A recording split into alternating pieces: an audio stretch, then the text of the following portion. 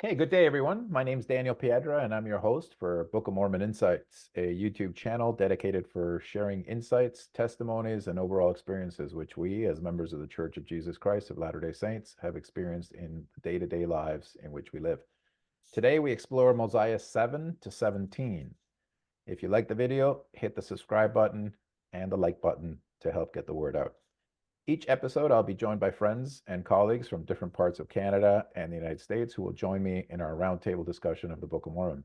Today, I'm joined by AJ Hill from Madera, California. Welcome back. Thank you, Dan. Good to be here. Great. And Judy Piedra Ramirez is joining us again from Barrie, Ontario. Happy to have you back, Judy. Thanks. As we know, and I think as most people know who have read the Book of Mormon at least once or twice, this is the part of the Book of Mormon where there's a lot of skipping forward, skipping backwards through different time frames. So fortunately, the Book of Mormon has those dates, set up for us at the bottom of each of our pages. So whenever we're reading, we could refer to the page, the very bottom of the page. But I thought that this graphic here might be helpful. If we start on the far left side there, where it says Land of Nephi, and the graph is divided up into three as you look across horizontally. So the top portion is the land of Zarahemla, the middle portion is the land of Nephi, and then the bottom portion is the land of Helam.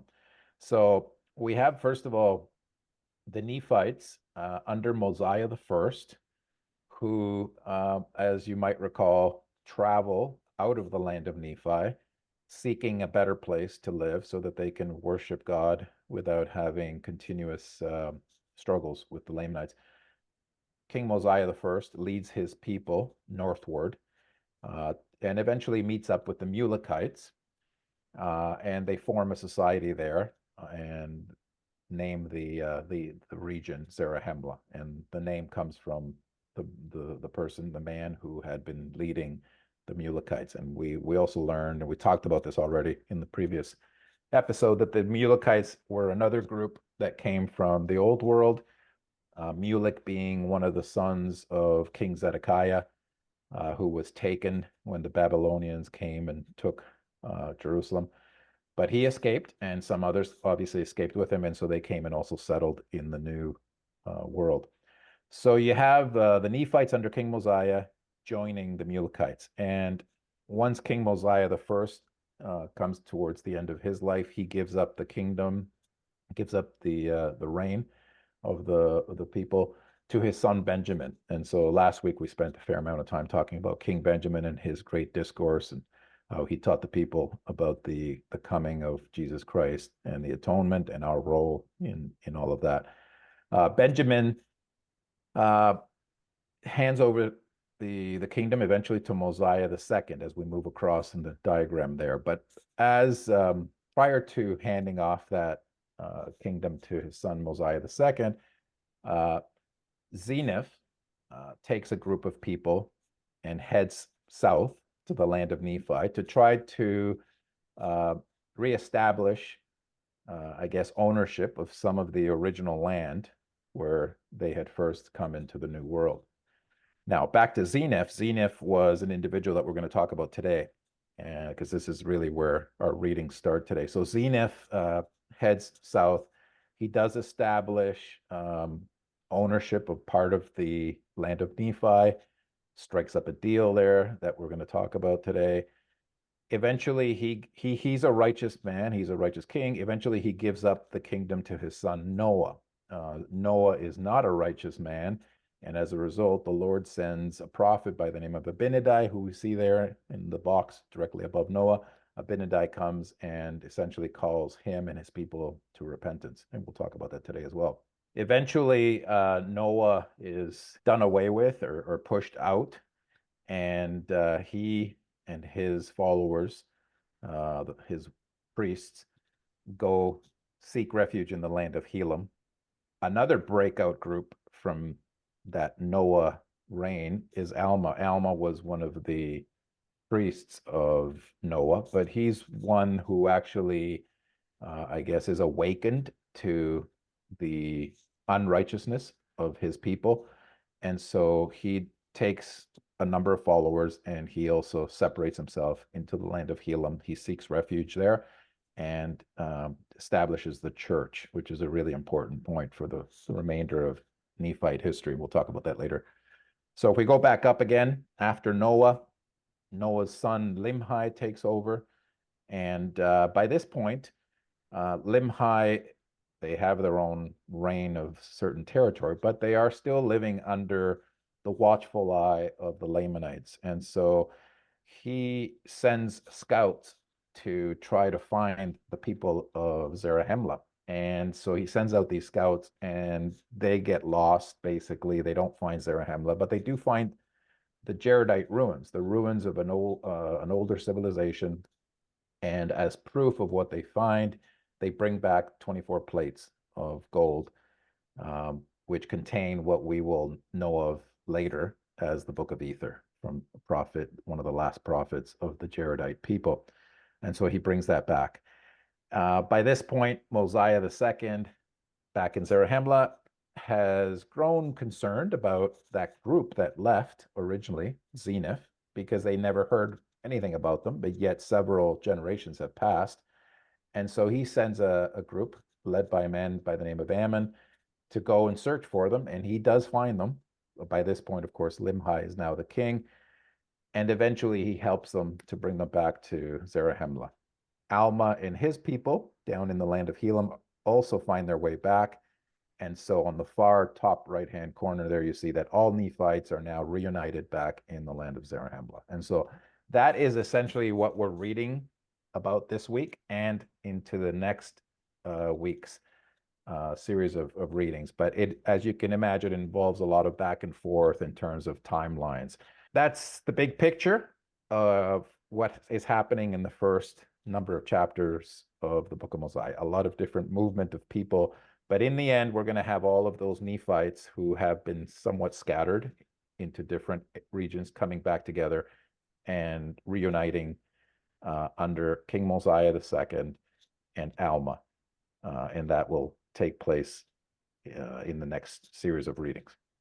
So let's move ahead into this week's readings, and we're going to jump into chapter 7 of Mosiah. And this is the chapter where we begin to read about Ammon, who is sent by King Mosiah II to go and try to find these individuals who had left, because a number of years had passed when Zenith left and they hadn't heard about him. So this is where, well, Ammon and his companions meet up with King Limhi, and they are very happy to find out. King Limhi is very happy to find out that, lo and behold, there still are people that live in Zarahemla, their brethren, and that they can hopefully help them to leave the situation that they find themselves in, which is living under the watchful eye of the Lamanites. So, Judy, I'll hand it over to you. You wanted to focus on this particular verse here. What struck me about this verse was what he's saying that applies to us, where he says, but if ye turn to the Lord with full purpose of heart and put your trust in him and serve him with all diligence of mind, if ye do this, he will, according to his own will and pleasure, deliver you out of bondage. And that made me think, not just, I guess in this time period, we saw that a lot of these people it didn't mean that if they were righteous, that their life was made easy and things were made perfect. They still had challenges. And then if we apply that to ourselves, same thing. We often assume that if we're doing the right things, that somehow we're supposed to have everything just work out for us, and it's gonna be fine. And then when we hit a bump in life, we wonder, well, what did I do wrong, or what's going on here? So that scripture is saying that he will deliver us out of bondage, but that doesn't mean we're never going to have issues. He will help us through them. He will support us through them. He will comfort us through them. Or that the issues are a result of anything that we've done necessarily wrong. Now, in this case, it is, because if we go back to this diagram here, right, if we focus in the middle section there, Zenith is the one that comes out of the land of Zarahemla. So he brings a number of people with him, and they establish a society there amongst the Lamanites. And Zenith is a good man, so he's a righteous man, and he certainly has his people, believing in God and worshiping him as they should, and living the commandments and all that. However, when Zenith is coming to the end of his life, he hands over the kingdom to his son Noah, and that's where the problems start. Noah is not a righteous man, and he creates a lot of, a lot of iniquity, which we're going to read about. So when Limhi takes over the kingdom, he's inheriting a mess, right? He's inherited a group of people, a society that have been led by a wicked king with wicked priests, and everything has been perverted. The law of God has been perverted. Everything has been changed. So when Limhi takes over, unfortunately, it's a mess. And yeah, for a period of time, Limhi and his people have to essentially suffer the consequences of what had happened previously, which then takes them to this verse here, right? They had been basically under the watchful eye of the Lamanites, as I like to say it, but essentially they were slaved to the Lamanites, and so they had limited control of what they could do. So they were very happy to see Ammon show up with his brethren, knowing that number one, yes, the Nephites in Zarahemla still exist, and number two, they're free, and so maybe they can help us get out of here and go back to Zarahemla and be free. So one of the things that happens is that Limhi begins to tell the story to Ammon, right, of what has happened, right? The only thing Ammon knows when he arrives there is that, hey, I'm here because several generations ago, your grandfather, Zenith, left Zarahemla and came down here, but we don't know what happened. We never heard from him, right? Nobody wrote back to us to tell us what was going on. So I was sent here to see what had happened. And of course, this is a number of years later because Zenith has already passed away. Noah has, been kind of pushed aside as a king. And so Limhi is now, he's the grandson of Limhi. So he sends this expedition then to try to find out, where those individuals are. And so Limhi begins to tell the story, right? And he tells us, first of all, he says, yeah, I grew concerned and I wanted to see if we could do something to get this people out of here and bring them back to Zarahemla. So he sent an expedition of men to find Zarahemla.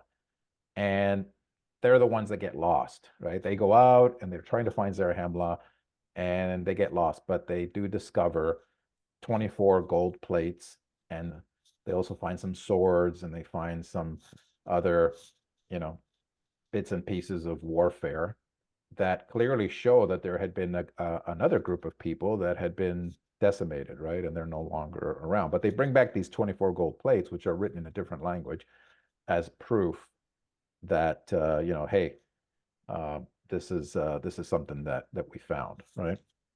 Now, you might remember, too, that the people of Zarahemla, that the people of King Mosiah I had met up with, had found a stone, right, which had writing on it, right? And so that particular stone was brought back to King Mosiah I, who, through the power of God, interpreted it. And it also told the story of the same group of people, the Jaredites, who had been destroyed. And we read about that in Omni chapter 1, verses 20 to 22. So again, several decades later, King Limhi sends out this small number of men. They get lost. They don't find Zarahemla, but they bring back the 24 gold plates. And then Mosiah II later will translate this Jaredite record by the gift and power of God. And it's a really important discovery because from there, we will end up with the Book of Ether, right? Eventually, Moroni will abridge those 24 plates, and he will include it within what we now have in the Book of Mormon as the Book of Ether. Now, it is an abridgment, so it's not the entire Book of Ether. In fact, Moroni says that it doesn't even contain 100th part of what was in the original record, but it's still enough that it's one of I think it's one of the greatest books in the Book of Mormon because it reveals so much information about the Jaredites, and it really paints a picture of another group of people who were led to the New World, much like the Nephites, Lehi and his family, and also encountered all sorts of difficulties. Right? So it is a really important discovery, which eventually will be translated by Mosiah II and will be preserved so that Moroni can then include it for us. Danny, do we know what language that was in, the gold plates were in? The 24 gold plates? As far as I know, I think it's the original Adamic language, because this is before, remember, the Jaredites were scattered at about the time that the Lord scattered the people when they were trying to build the tower to go to heaven, to get to heaven, right? Yeah. So the scattering causes all sorts of different languages, but this particular group of people remained sort of, pure to that language. And the interesting thing too is that, as far as I remember, something I read previously is there is a word in the Book of Mormon that was preserved, which is Adamic, and that's the word Deseret, right? Which means what? I'm not You sure. guys remember what that word means? Because it's used, right? Deseret Industries and Deseret Books and all that kind of stuff. But do you guys know what the word means? It's in the Book of Mormon. It actually means the honeybee. Yeah. So that's a word that was preserved in that language. That's mentioned in the Book of Ether, because it was one of the things that they brought across with them, was a honeybee. Okay, moving ahead now, chapter 8 of Mosiah. So there's a discussion that continues on with King Limhi and Ammon. Of course, King Limhi is very happy to hear that Ammon, is there with his army, so that they're able to hopefully break free of the Lamanites and head back and join the other Nephites in Zarahemla. And part of the discussion is around these plates, right? Because these 24 gold plates have been brought back to Limhi, but he doesn't know how to read them. They're obviously in a different language. They can't understand them. And so there's this whole conversation in there around, do you know someone that might be able to understand or interpret these plates? Because they probably have some important information about this people who obviously have disappeared, who were destroyed. And so he's very curious to find out, right?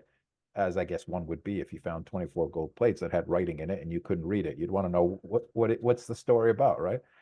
So I'll hand this over to you, AJ. You wanted to talk about this because there's a whole number of verses there that bring up this concept of a seer.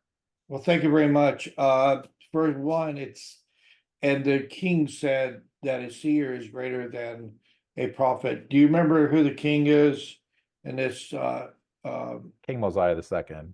Yeah, okay. So Although in this case, he's referring to King Limhi, who says this. yeah, I thought that's what it was. Okay, so I want to make sure. But the conversation was around the fact that King Limhi says, to Ammon, he says, do you know anyone who can translate this? And Ammon says, yeah, back in Zarahemla, there is a man who can do that, King Mosiah, who is a prophet and a seer. And that's where that discussion starts about what a seer is. Right, and it kind of dawned on me while I was reading this that the name seer is not, or the reference to a seer is not referenced in the gifts of the Spirit. There's prophet, being a prophet, being a healer, the gift of tongues and things like that within the Doctrine and Covenants or the Bible, but seer is never presented in that category. And so it's a common thing within the church that people are receiving revelation when we receive the validation from the Spirit that the Book of Mormon is true. We are essentially being prophets in that Yeah, in a moment. personal sense, right? I should clarify that. Right, in a personal, Right, yeah, the right. type of revelation you're referring to is personal revelation, right? We are all entitled to receive answers to our prayers, which is a form of revelation. We're also entitled to receive revelation or guidance, instruction for what we have been given responsibility for. So, for example, a father and a mother can ask for particular guidance and revelation on matters that pertain to their family, right? That is within their right to do so. If you have a calling in the church, let's say you are the Relief Society president, again, you have the authority to ask for revelation as it pertains to that calling. Outside of those callings, though, you can't receive revelation. For example, I can't receive revelation for Judy, right? I can't say, Judy, I've received this. I think you need to do this, this, and that, right? That's up to her to receive, and it's up to the Lord to communicate with her directly, not me, because I don't have that authority over her. At least Yeah, not in my current role. Now, if I was a bishop and I was her bishop, perhaps I could provide guidance for her and I would have that authority. But obviously, it's within the limits of what the Lord has allowed us to receive. the word prophet always is associated with prophecy. Those who receive what is going to happen in the future is associated with that word prophet, but a prophet is more than just one who receives, you know, that the revelation on what's going to happen in the future. It's also a revealer of truth pertaining to God. But again, so I thought that was kind of interesting that the word seer is greater than a prophet, or that and then he says that, and Anaman said that a seer is a revelator and a prophet also, and gift which is greater can no man have, except he should possess the power of God, which no man can. Yet a man may have a great power given him from God. President Nelson is called prophet, seer, revelator. So he is given that power or mantle from God to receive revelation for the whole church. And again, for me, I'm, like I said, I deal with a lot of stuff, and as far as some uh questions about the church, and so whenever I see stuff like this, it always draws me back that this is, how does Joseph Smith drop to sin? And then you see there is a distinction that is made there, and you're like, oh, wow. But a seer can know of things which are past, and also of things which are to come, and by them all things be revealed, or rather shall secret things be made manifest, and hidden things shall come to light, and things which are not known shall be made known by them, and also things shall be made known by them which otherwise could not be known. So, I don't know if that categorizes where I'm at whenever I get some special opportunities in my life that am I considered a seer or not in that definition, or is that exclusively to the prophet, seer, and revelator of the Yeah, church? yeah, I think it's specific to only one person, and it was at that Right. time too, right? Which is why when he asks Ammon, do you know anyone who can interpret these plates, he says, yeah, I know of one person, which was only Mosiah was the only one that had those keys and authority to do that, which, like you said, today would be President Nelson would be the one who would be able to serve in that role. And he does, right? Like prophets, presidents of the church have received revelation, but they also, as it says there, right, they can know of things which are past and also of things which are to come. Okay, excellent. So moving ahead to Mosiah chapter 8, verses 18 to 19. Limhi wants to know if there's someone that can translate those plates, and the response from Ammon is, yeah, King Mosiah II has the wherewith to be able to do that. So once we get back to Zarahemla, we'll give him the 24 gold plates, and then he can translate them, and we'll learn exactly what happened to these people, right? So the interesting thing here to me over the years as I studied the Book of Mormon was, we know that Joseph Smith was provided with not just the gold plates. There were a number of articles that were given to him by Moroni, in particular within the actual stone box that the plates resided in. There was also the sword of Laban, the Liahona, and the Urim and Thummim. And so these are what the Nephites call the interpreters. And so this tool, the Urim and Thummim, was used to translate the Book of Mormon, as Joseph was commanded by the Lord through Moroni. But I always wondered exactly where did it come from. And over the years, as I read more and more about the scriptures, you come to learn that you can piece these things together up to a certain point. So here's what I mean. If you go back to Ether 3, right, and this is why the book of Ether is so important. There's so much great historical information there.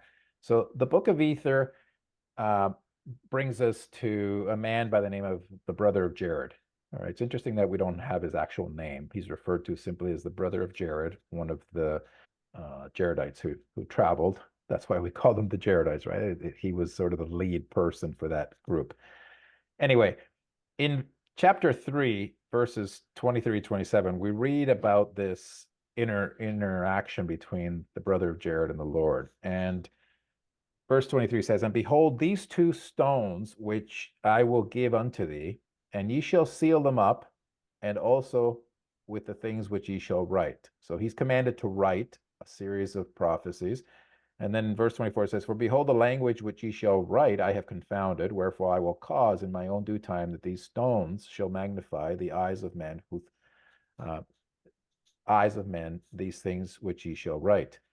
And then in verse 25 it says, "And when the Lord had said these words, he showed unto the brother of Jared all the inhabitants of the earth which had been and also that would be, and he withheld them not from his sight, even unto the ends of the earth. For he had said unto him in times before that if he would believe in him, he could show unto him all things. It should be shown unto him. Therefore the Lord could not withhold anything from him, for he knew that the Lord could show him all things." Now the brother of Jared was a man of great faith, and so the Lord rewards his great faith by giving him this amazing panoptic vision from the beginning of time till the end of time. He sees everything, and he commands him to write about it. And then verse 27 says, "And the Lord said unto him, Write these things and seal them up, and I will show them in mine own due time unto the children of men." Okay, so the sealed portion of the plates that Joseph received are in essence this particular part, which obviously we don't have access to right now. They were sealed for a purpose, and as it says that the Lord will bring them forward in his own due time. It's not time right now, right? Now, in Doctrine and Covenants 17, we read in verse 1, "Behold, I say unto you," this is the Lord speaking, "that you must rely upon my word." So he's speaking here to the three witnesses of the Book of Mormon. Okay, and he says, "I say unto you that you must rely upon my word, which if you do with full purpose of heart, you shall have a view of the plates, and also of the breastplate, the sword of Laban, the Urim and Thummim, which were given to the brother of Jared upon the mount, when he talked with the Lord face to face, and the miraculous directors, which were given to Lehi while in the wilderness on the border of the Red Sea."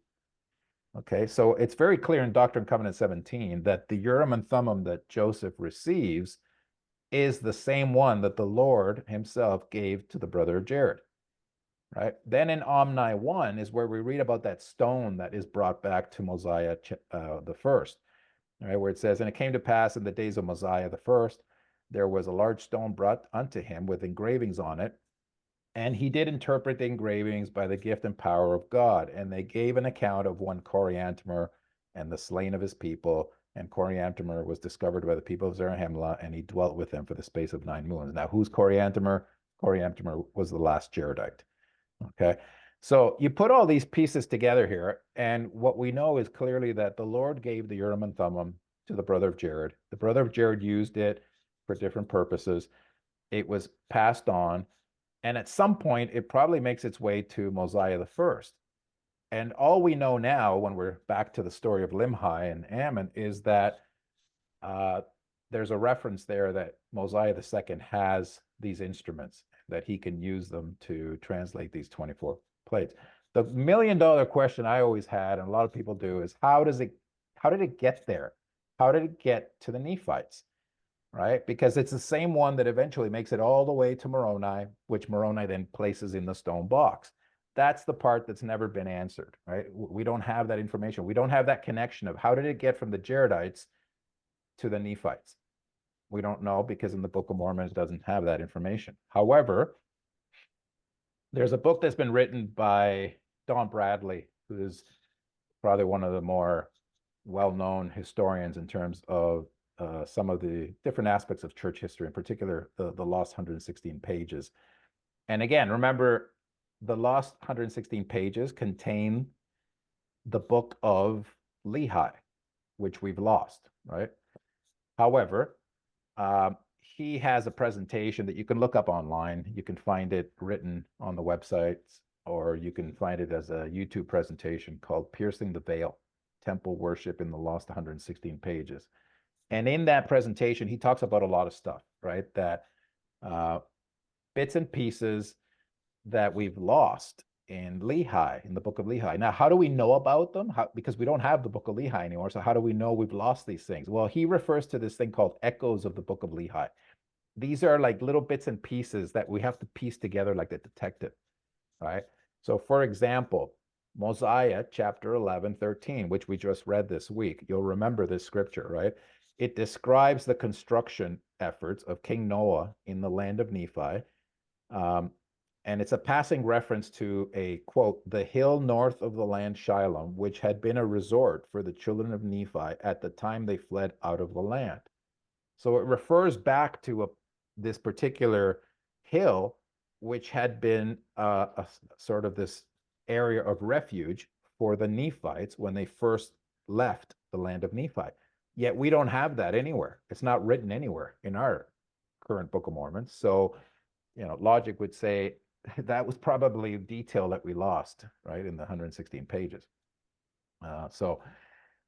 It definitely relates to that particular flight of the Nephites when Mosiah I was leading his people out of the land of Nephi. And we read about that in Omni 1:12. So then how do the Nephites acquire the interpreters, right? Which eventually make their way to Joseph Smith. We haven't answered that question yet, right? So here's something that I want to share with you, and this is a story, and this is how these things are put together, right? These echoes of the book of Lehi. So he tells a story early in 1830. A young man named Fayette Latham visited Joseph Smith. He was, I think, associated with a newspaper, and he visits Joseph Smith to try to get an interview with him, but he wasn't available or he wasn't around. So he ends up talking to Joseph Smith Sr. After recounting to Latham the Book of Mormon's coming forth, Joseph Sr. then described Lehi's journey to the New World and related several of the book's other narratives. Latham's account details one of these in particular, a narrative that beautifully embodies the Book of Mormon's complex use of the Exodus typology and other threads of Hebrew Bible, namely the narrative of the Nephites finding the Jaredite interpreters. So the trouble is that the Book of Mormon, as it came off the press after Latham's conversations with Father Smith, has no such story. It doesn't exist in there. So how the Nephites acquired the Jaredite interpreters is never described in our current Book of Mormon text and has been identified by several scholars as one of the great questions that it raises with no answers.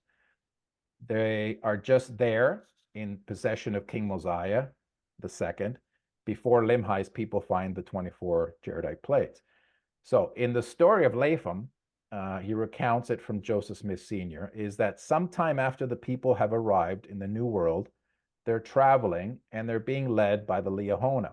Now you might say, how does Joseph Smith Sr. know this, right? The book hasn't even been published yet. Well, it's because Joseph Jr. was often sharing what he was translating with his family, right? So as he was translating the book of Lehi, he was often sharing that information with his family.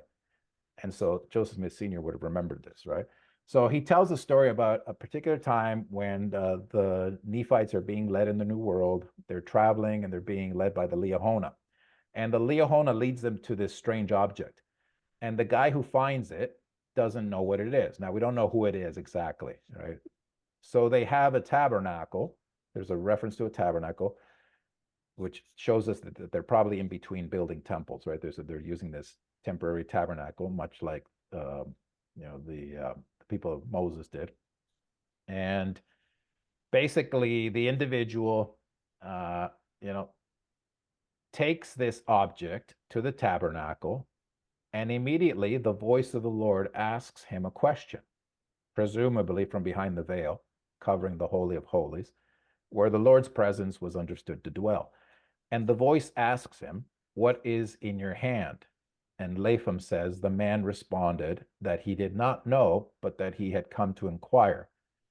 So those are Latham's exact words. All right. So the Lord tells the man to take the object and put it on his face and then to cover his face with animal skins. And when he does, he's able to see anything supernaturally. It's the interpreters. And that point, the Liahona actually stops working. The Liahona, which led them up until that point, now becomes secondary because they use probably the interpreters to guide them, right? And that might also answer, how come we never hear about that Liahona anymore, right? You ever wonder that? Like, how come they never used it again after the initial use of it in First and Second Nephi? So again, these are just little what he calls echoes of the book of Lehi, right? Little bits and pieces that we pick up from historical documents, interviews, and that. But that might explain how that, that Urim and Thummim went from the Lord to the brother of Jared through the Jaredites, and eventually finds its way to the Nephites, who eventually pass it through all the way through to Moroni, who then gives it to Joseph Smith. Interesting that these stories sometimes, are not really clear to us, and it requires a lot of digging, right? But I love that part of, the history, putting the history together and maybe being able to answer some questions. And I would say that that's probably not 100%. I can't tell you that that's 100% accurate, but hey, it's an interesting side story, and one that Joseph Smith Sr. certainly, I don't think, made up. So, where did he get it? Probably from the book of Lehi. Yeah, I think last week in the last episode, I mentioned, I forget the exact amount, but the loss of the 116 pages would have worked out to over 300 pages in our Book of Mormon today. So we're not talking about a small amount of history. It's a huge amount of history and detail that we've lost. Fortunately, the small plates were able to fill in, but there's a lot of details that obviously we've lost, right? And there's other examples of these echoes. I'll share another one with you later on when we get further into Alma. There's a really good one much later in Alma. But again, one of those things that you read and you go, where'd this come from? How come nobody has said anything about this? But yet, Mormon doesn't know that the book of Lehi is going to be lost. So he assumes we've already read about something. Anyway, let's move ahead. Mosiah 9. We go back to the past, and we begin the story of Zeniff, right? So remember, Zeniff was the Nephite who left Zarahemla because he wanted to go back to his, to the original land of their inheritance when Nephi and Lehi and his family came across the sea. And he wanted to go back and see if he could acquire some of the land. So he does, right? And so we pick up the story in chapter 9. And at the beginning of chapter 9, we learn a little bit about Zeniff. So Judy, you wanted to speak about this verse here, Mosiah 9, chapter 3, or verse 3, sorry. Okay, yeah. When he says, "And yet I, being overzealous to inherit the land of our fathers, collected as many as were desirous to go up to possess the land, and started again on our journey into the wilderness to go up to the land. But we were smitten with famine and sore afflictions, for we were slow to remember the Lord our God." I thought there was two things interesting here. First of all, the desire they have to go to the land, and as you were saying, to try to, repossess, find this land that was once theirs or of their ancestors. So they have that desire to, I guess, fight for it or defend for it. But then also at the end, when it talks about smitten with a famine and the sore afflictions, for we were slow to remember the Lord our God.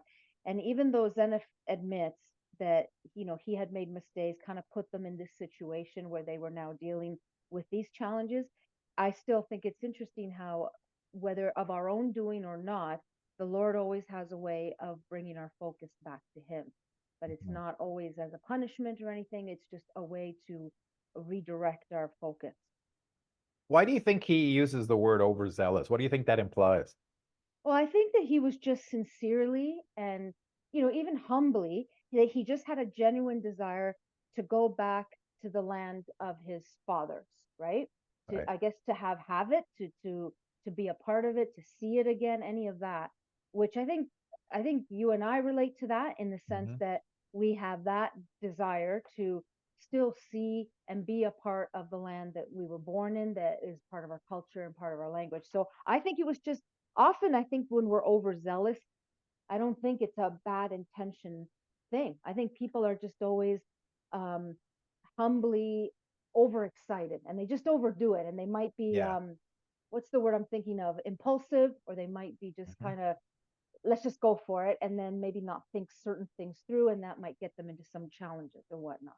Yeah, I think in our lives there's many times where we want to do something and we can be very overzealous about it, right? And it may be well intended. So in this case, what he wanted to do was well intended. Remember that when he got to the borders of the land there, the land of Nephi, and he sees the Lamanites, he didn't want to destroy them as some of his party wanted to do. He wanted to preserve them. He saw the good in them. So, he felt like, no, maybe we can figure out how to live with them rather than destroying them. So I think he was well intended in terms of what he wanted to do, but the overzealousness is what got him into trouble. I think had he stayed in the land of Zarahemla, and prayed about it and said, I really want to do this. Is it possible, Lord?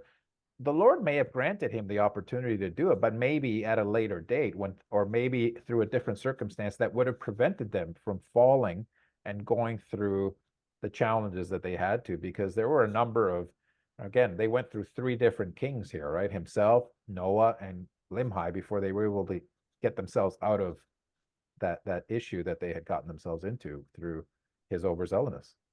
That also reminds me of, like you were saying, instead of maybe staying in Zarahemla, thinking about it, praying about it, whatever, that how many times have we done that ourselves too, where we may not have taken an issue to the Lord to confirm what we've decided or Right. researched. And then not that the outcome of that is bad or destructive to us, but it might be a lot harder or Yeah, tumultuous than it could have been. exactly. We may still get to where we wanted to get to, but through a longer, more twisting type road, which could have been prevented had we been a bit Yeah. more patient, right? Yeah. This is a person who's talking or telling his story. I could have done this a lot better Yeah. if I would have came to the Lord. So I think the only time we find out that we are overzealous or we've made a wrong move in our life is by the experiences that we have be in the result, and then we Yeah. there was a better way. You know what I mean? Yeah, I think he recognizes it himself, but by then obviously it's too late, right? And I'm sure if you asked Limhi, his grandson, yeah, Limhi probably would say, yeah, it would have been nice if grandfather would have just stayed in Zarahemla and approached this a little different. Would have saved us a lot of heartache, right? Yeah. But what was done was done. So anyway, let's move ahead here. The next scripture we want to look at is Mosiah chapter 10, verses 12 to 14. And Judy, this is one that you wanted to discuss. And I think at this point here, what's happening to set this up is that Limhi or Zenith continues to describe the situation, right? That there was clearly a division between the Nephites and the Lamanites. As much as he saw the good in them and probably envisioned maybe we can live together, maybe we can convert them, it just wasn't going to happen. There was too much division there that was probably brought upon through traditions of their fathers. Okay, so I look at these verses and look at the adjectives here, like wild, ferocious, a bloodthirsty people, believing in the traditions of fathers. This is, I mean, we remember this is in reference to the Lamanites, right? Correct. And this is, I mean, we knew last we heard of Lemuel, when they sort of had divided and went their separate ways. Okay, they had made a few choices that weren't necessarily in the way that Nephi was trying to teach them, but I don't think we were at this point yet. Wild, ferocious, bloodthirsty. So in all those generations, look at to what point they had gotten in terms of, I guess, their iniquity, right? Right. And then in verse 13, and again, that they were wronged while in the land of their first inheritance after they had crossed the sea. And all this because that Nephi was more faithful in keeping the commandments of the Lord. So this takes us right back to the many times that Laman and Lemuel had had spiritual experiences, and yet they still continued to just get frustrated, blame Nephi, and say, "Well, this isn't true. Why are we suffering?" And having a challenge of their own testimony. Yeah, Right? I'll just jump in here for a second. Part of verse 12, I think, speaks to something that's very human, right? Where when we don't have things go our way, sometimes we like to find a blame, right? We blame somebody else. And in this case, the blame starts where it says, believing that they were driven out of the land of Jerusalem because of the iniquities of their fathers, and that they were wronged in the wilderness by their brethren, and that they were also wronged while crossing the sea. So it's like, it was something that somebody did to us, right? Or sorry, in this case, Nephi wronged us, and as a result, they began to build this sort of hatred towards their brethren. And then in verse 14, it continues.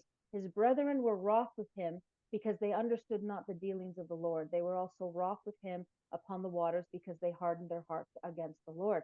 Who's the him? Nephi. Yeah, Nephi.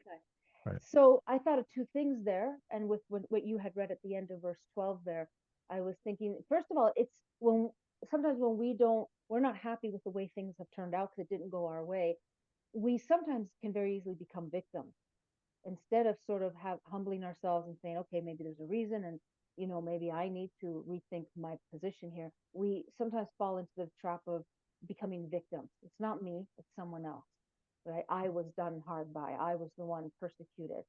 And the other thing I thought of was how so many generations later, look how they are still bitter. They are still angry. And this is from bitterness that started how many generations ago? But they continue to teach it, they continue to pass it on, and this is the results of the generation now. They're still hooked on it.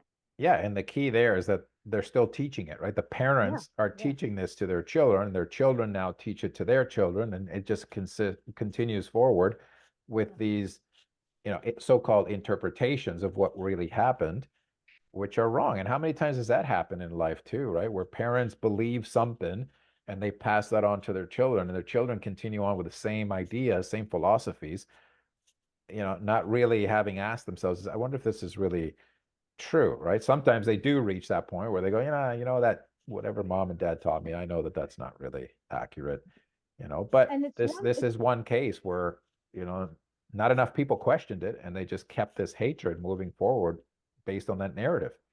And it's one thing when it's an opinion, a thought, an idea, whatever, a belief, a tradition. But what we're talking about here is look at the level of bitterness, the level of anger. It's pretty intense. Well, warfare, right? It gets to the point of warfare. And why is it that they can't get along? This is what's driving, this contention, this spirit of contention is what's driving this division and this continual warfare, which affects so many different generations. I mean, think about it. The first time that this begins to change is when the sons of Mosiah go back to the same land, to the land of the Lamanites, and they approach King Lamoni, and at that point they're able to finally make headway, right? And there's a spiritual event there, which we'll study in a few weeks. But at that point, everybody is sort of mature enough there to realize what's really happening, and that what was taught to them in the past is not true. And aside from your own spirituality being compromised or weakened with this sort of attitude, what we know today, which maybe they didn't know back then, is look at all this stress, all this bitterness, all this negative energy. How is that helping you? Mm-hmm. Yeah, exactly. I look at my own life and I'm like, whenever I was having children, what was I involved in? Do I see the same things, the focus of my children? What was my focus, and is that the same focus that my children have at this time? So Right. I think again, these people were having children, and those spirits that come to these parents are also in the attitude of war. Definitely a lot of, what happens within a specific generation starts with the previous generation, right? So you can certainly point to the parents of a particular generation because they can certainly influence them in a certain direction. Perhaps not necessarily in a global manner, but definitely within certain groups of people and certain societies for sure. And here you're seeing, a group of people that are continually fostering this hatred towards their brethren based on a story that has been passed from one generation to the next. And nobody stops to really ask, is that really what happened here? So fortunately, down the road, it does change because there's a group of Lamanites who come to their senses and realize that, okay, maybe that story wasn't really what we were told, and there's something else to it, right? So, but anyway, yeah, there's a lot to learn from that, I think, and it makes us wonder how sometimes we hang on to certain ideas that are wrong, and it's our pride that, keeps us there. A humble person, and that's what it takes, really, is humility on the part of a certain group of Lamanites that eventually turns the tide and converts many of them. So we'll see that in a few weeks. We continue now in that Zenith hands over his kingdom to his son King Noah, and Noah is clearly not a righteous man, and he begins to change everything. He gets rid of the priests that had been placed in their position by his father. He puts his own priests in there, probably people who side with him and can think and act in the way that he wants to act, which is completely in a unrighteous manner. And so it's slowly but surely the society now begins to move downward, it's spiritually into an unrighteous society. And you wonder why. How does that happen? So this next verse here, Mosiah 11, verse 7, speaks to that. And I think you wanted to speak to that part, AJ, so I'll hand it over to you. Yeah, sure. It says, yea, and they also became idolatrous because they were deceived by the vain and flattering words of the king and priests, for they did speak flattering things unto them. And I think our society, for one, our society reflects the chosen leader. We're listening to those who empower us, who will give us the things that we think that we need, but it's really based on desire of and want, or the use of words that we're condemning to the unrighteous are no longer tolerated in our society. The only words that people we are able to use anymore in our society is flattering words and ways that which emboldens even more wickedness. Yeah, if you contrast, for example, if we go back a few lessons to Jacob, right? And that great sermon that Jacob gave, which was not a feel-good sermon, right? His intention was not to, hey, I'm here to make you all feel great because, you're all doing your best. No, they were wicked. Remember, they had committed several major sins. They were allowing pride to lead them down the road of the accumulation of wealth. They had forgotten how to take care of each other. They had turned to, unrighteous practices, immorality in many different forms.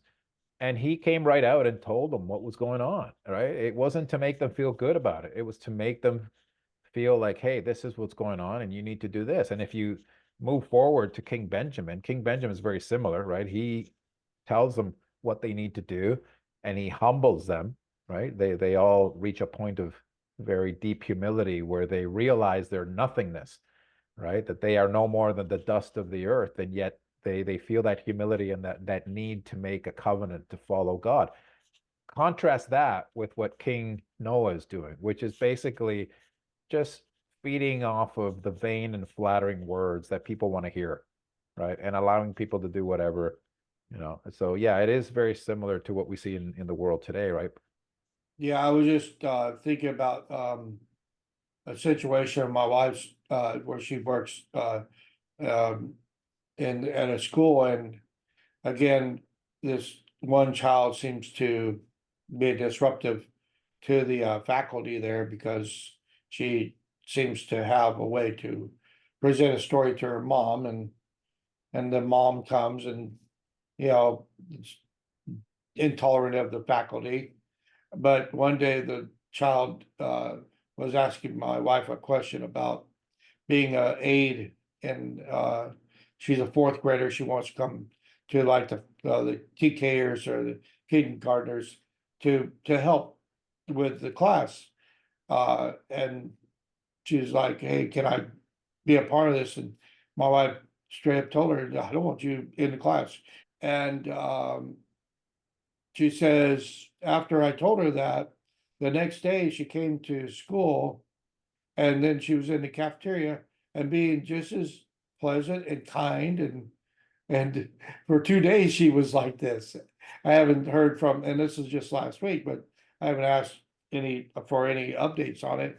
But you would be surprised when people will just, if they're not told that there's a problem, forthright, and how you feel about them, then that is a form of flattery also, and they just go about going on without even knowing that there is a problem. So Well, sometimes, society has gotten to a point now where it's very difficult to criticize anything, and it's perceived as a personal attack, right? So yeah, we've all become very delicate all of a sudden as a society. Anyway, let's move ahead here. One of the things that I really like about Mormon is his writing style as he writes through Mosiah, Alma, and Helaman, and even into Third and Fourth Nephi. And he has a style that is described as a parallel narrative, where he positions stories in parallel to each other, one right after the other, to prove a point, to teach us something. So a good example of this is King Benjamin and King Noah. We just read about King Benjamin last week or in the last lesson. And now in this particular lesson, we see a different type of king, King Noah. So we see two differences there. We also see it where he positions the two escapes, right? Alma's group and how they escape, and Limhi's group and how they escape. The sons of Mosiah are positioned in parallel with Amalickiah and Ammoron, right? Sons of Mosiah gave up their throne and royal privilege to serve as missionaries, caring for the Lamanites, whereas Amalickiah and Ammoron, who are Nephites, sought royal privilege and power. Then you have Abish, right? You might remember Abish, we'll get to her. Her relationship with her father versus the sons of Helaman, who is a relationship between sons and mothers. And then the people of Christ in Fourth Nephi versus the people of Mormon during his time and Moroni's time, which is very different. So I love how he puts together these different stories in a certain order. It's not, it's not by chance. I think he knows exactly what he's doing and he's trying to teach us. And in this case, he's positioning the story of King Benjamin and King Noah pretty close together so that we're able to see the difference between those two particular kings and what we're supposed to learn from them.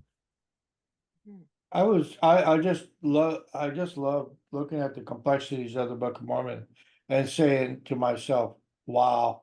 You know what I mean? It's kind of like, Mhm. you showed that chart in the beginning and you're like, the transitions that are made within the Book of Mormon and still have a cohesive book. And I know I'm not a reader at all, meaning I read the scriptures, but outside of that, I don't read novels or. And I have to ask this question as readers that you are, I'm sure of not just scriptures but other things. How how does it compare to the complexities of other writings?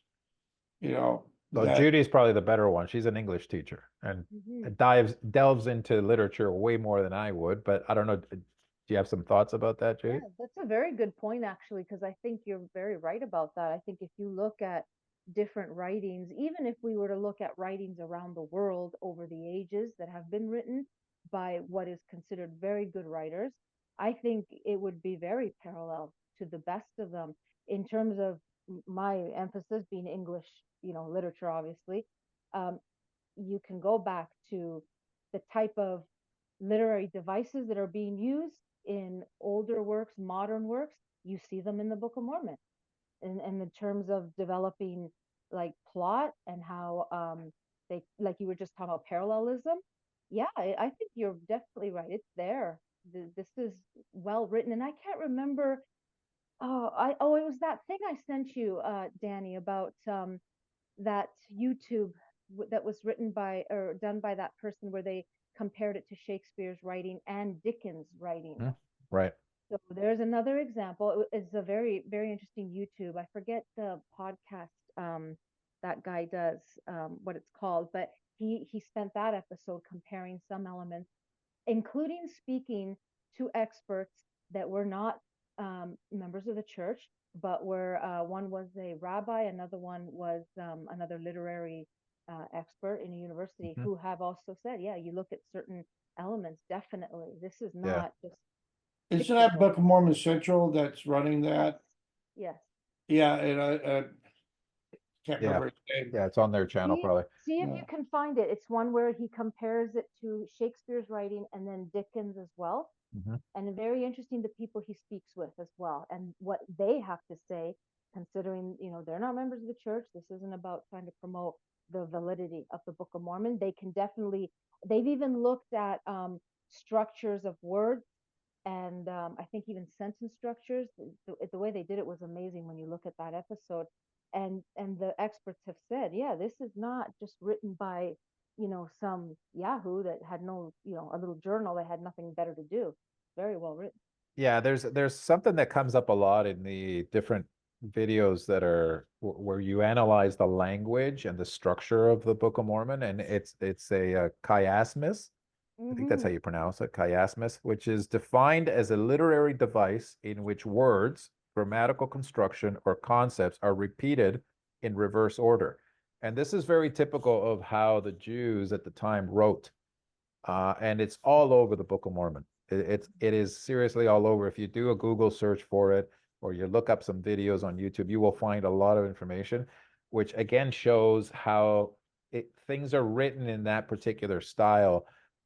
Joseph Smith would not have been able to do that, not to the extent that these different prophets did. And they did it on purpose. And in fact, Abinadi's speech, his second speech when he comes back, you know, after 2 years of being away, his final words, which is his final testament, is basically a huge um, sermon that is written in that chiasmus style, and it is just brilliant.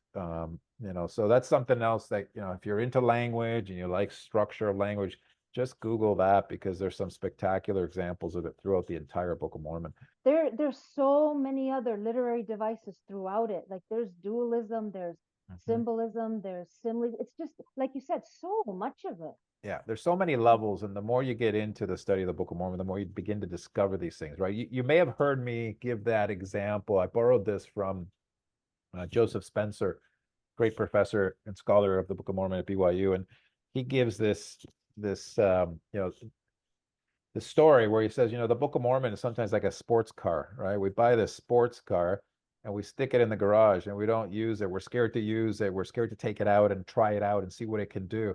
And he says the Book of Mormon is the same. Sometimes we just take it and we read it superficially, or we don't even read it much, right? Because we think we already know all the stories. The more you get into it, the more you analyze different writing structures and things like this. It's incredible. You know, it's just amazing the things that you find out and you learn. But it's only there for those that want to do it, right? Like even when you get excited about it, it's hard to get other people excited about it until they Yeah. see it for themselves, right? Yeah. So, but one thing for me is that, you know, over the years, I've gone through different sort of levels of, you know, who really speaks to me in the Book of Mormon. And when I first read the Book of Mormon the very first time, it was Ammon, because Ammon was a great missionary and I was about to go on a mission. I think that's probably why it spoke to me. Over the years, I've enjoyed all the different writers and all the different characters of the Book of Mormon. But to this day, I think my favorite all-time individual in the entire Book of Mormon is Mormon. And it's because of the way he lives his life in the end, which is a very horrible society, very similar to ours, probably worse, much worse. And but also I've grown to appreciate, just through different scholarly articles that I've read and books, just the brilliance of his writing. He's just amazing. And think about it. You're told to basically summarize 1,000 years of history into 1/100th of it, right? In other words, you got to pick the 1/100th. Now, granted, the Spirit of the Lord obviously led him to what he should do, but there's a lot of him in the writing, right? His own style, where he is setting things up in a certain way.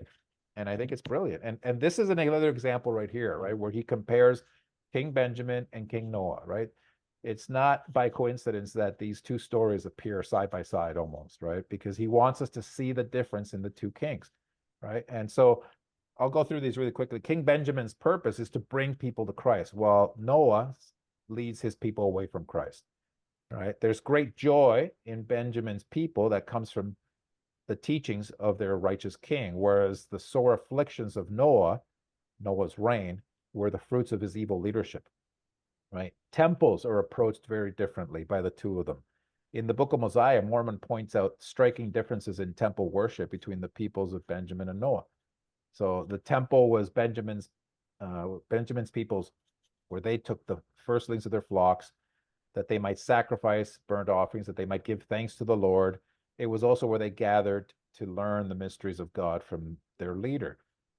Noah's temple, and Mormon goes into a lot of detail to describe, the actual physical layout, the fine work, the gold, the fine wood, copper, and brass. Why does he do that? Because to them, to Noah, the temple is just a place to show off my wealth and to live in and not have any spiritual, life at all, really.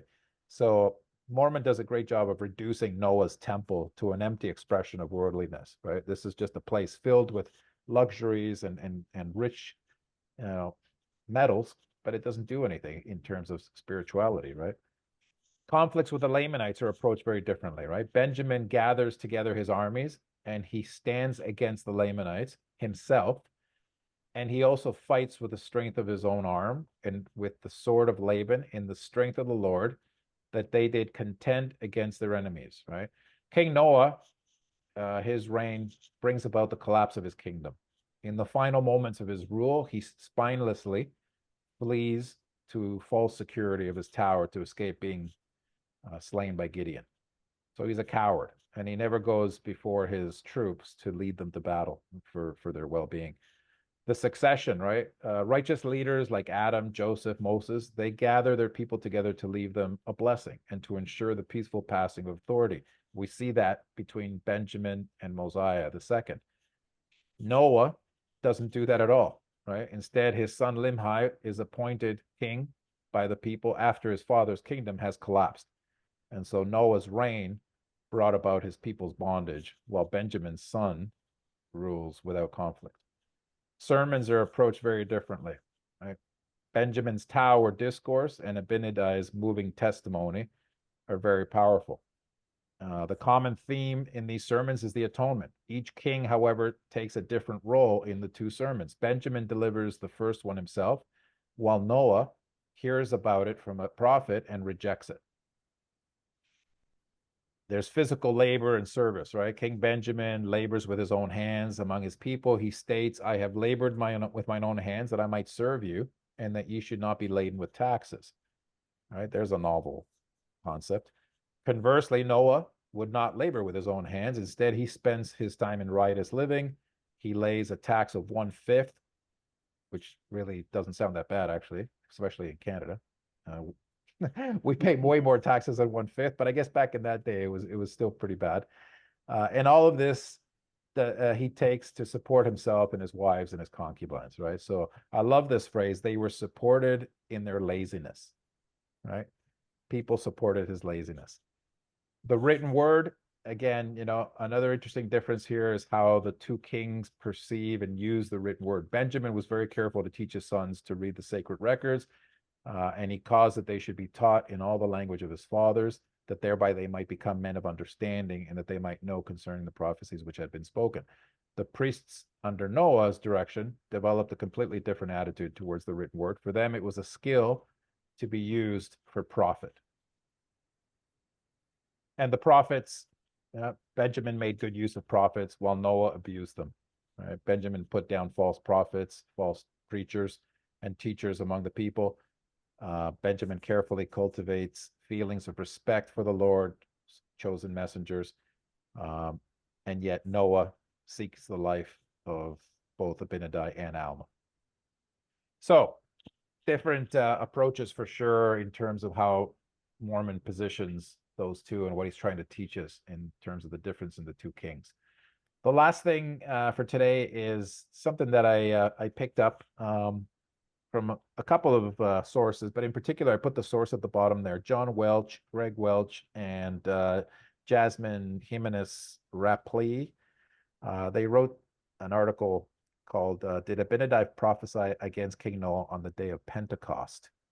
And this is really interesting. If you look at the chart that I have there, it shows tells you a little bit about what the day of Pentecost was. It was basically a day where um, the people were gathered at the temple. All right. So the theory is that Abinadi may very well have prophesied to King Noah and his priests on or near the day of Pentecost because of various textual clues that are found between Mosiah 11 and 17.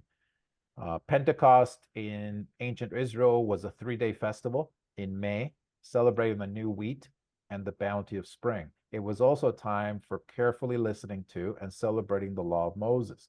Since God gave the law of Moses at Sinai approximately this time in the year, Abinadi's cursing of grain and sending destruction upon the crops are a reversal of the theme celebrated in Pentecost.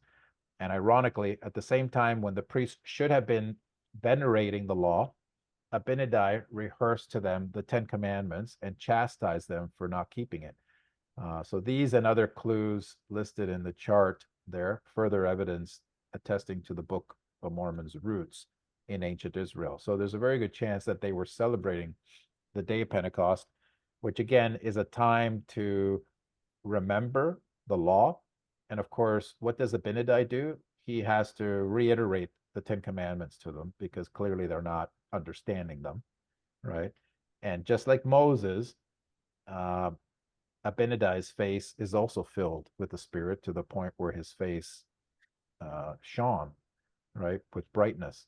So there's a lot of similarity there between Moses and between Abinadi. And as a result, it is felt that this particular sermon, right, which happens 2 years after Abinadi first comes to the people, was probably during the day of Pentecost. There were only 3 instances when the people gathered at the temple: Passover, Pentecost, which is 50 days after Passover, and then the Feast of Tabernacles, which is later on. So very good chance that this did happen during an important event, which explains why there were so many people gathered together. And maybe it was intentional, right? Like Abinadi knew he was going to get a maximum audience at that time. There's theories too, or by some scholars, that Abinadi may very well have been one of the priests that operated under Zeniff's reign. But remember, when King Noah takes over, he gets rid of all of the priests and he puts his own priests in there that will help him, move into sort of an unrighteous lifestyle. So it's possible, right? It's possible that that's why he's so well connected with the scriptures and why he's so, the right person to come back and to call them to repentance. We're going to finish off with Mosiah chapter 13 and verse 28, which again is part of that whole discourse or sermon of Abinadi.